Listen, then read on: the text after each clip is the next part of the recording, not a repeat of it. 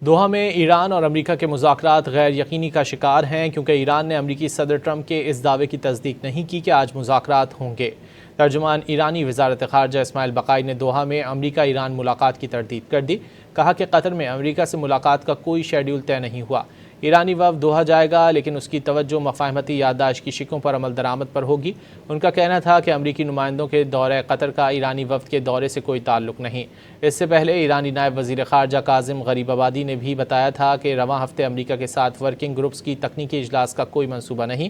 Working groups کا تکنیکی مذاکرات کا پہلا دور تمام ضروری شرائط پوری ہونے پر ہوگا۔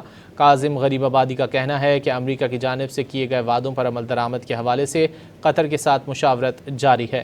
تکنیکی مذاکرات کا پہلا دور ورکنگ گروپس کے فریم ورک کے تحت اس وقت منعقد ہوگا جب حالات سازگار اور تاریخ و مقام پر اتفاق ہو جائے گا۔